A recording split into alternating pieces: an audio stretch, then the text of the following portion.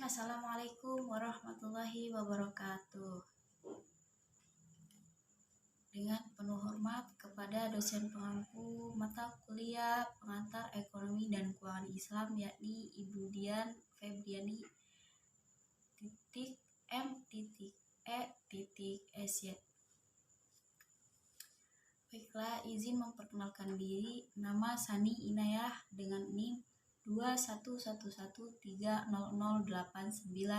jurusan Hukum Ekonomi Syariah.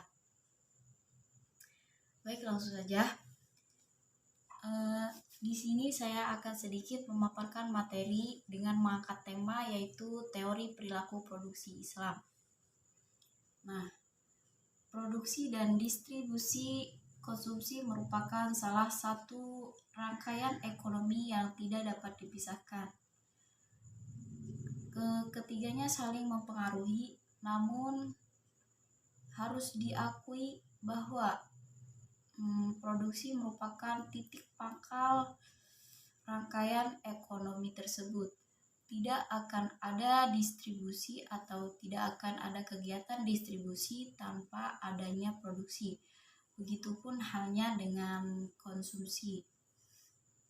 Nah, kegiatan produksi merupakan salah satu aktivitas ekonomi yang sangat menunjang kegiatan ekonomi. Tanpa kegiatan produksi, konsumen tidak akan mengonsumsi barang dan jasa yang dibutuhkannya. Nah, dan beberapa ahli ekonomi pun mendefinisikan produksi secara konvensional.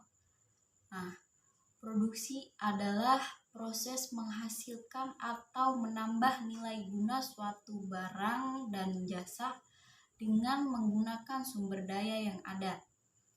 Akan tetapi terdapat dua pengertian atau terminologi yang bisa dipakai dalam menjelaskan makna produksi ini, yakni dalam kata al-katab. Nah, kata al-katab ini mengandung arti yang berarti berusaha, bekerja, mencari nafkah, memperoleh, dan lain sebagainya. Nah, produksi ini memiliki beberapa tujuan dalam ekonomi. Pertama yaitu merespon kebutuhan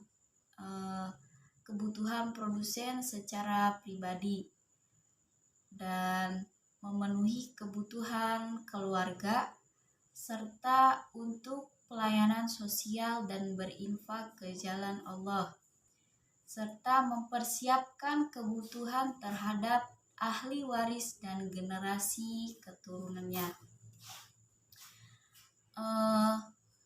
Produksi sendiri memiliki beberapa faktor-faktor dalam sistem ekonomi Islam. Faktor-faktor tersebut meliputi faktor tanah, faktor tenaga kerja, faktor modal, dan faktor kewirausahaan. Nah, selanjutnya produksi pun memiliki prinsip utama yang harus dipegang oleh pelaku produksi. Nah, prinsip ini yaitu pertama, prinsip tauhid, prinsip kemanusiaan, prinsip keadilan, prinsip kebajikan, serta prinsip kebebasan.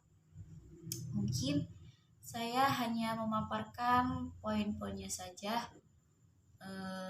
Penjelasannya mungkin bisa diulas kembali di materi yang telah kita ulas atau telah kita pelajari di dalam kelas.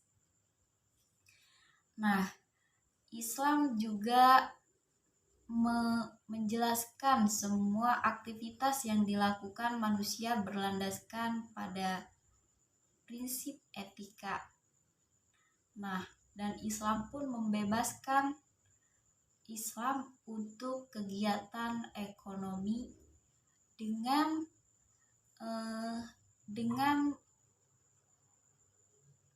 membebaskan untuk melakukan kegiatan ekonomi yang dilandaskan dengan parameter syariah. Pada dasarnya prinsip etika dalam produksi yang wajib dilaksanakan itu pada setiap muslim adalah berpegang pada semua yang dihalalkan oleh Allah dan tidak melewati batas-batasnya. Mungkin itu saja pemaparan materi dari saya. Mohon maaf bila ada salah kata dalam penyampaian materi dan mungkin hanya sedikit yang bisa saya paparkan. Semoga bermanfaat bagi audiensi. Akhir kata, wallahul muwaffiq ila aqwamit thoriq. Wassalamualaikum warahmatullahi wabarakatuh.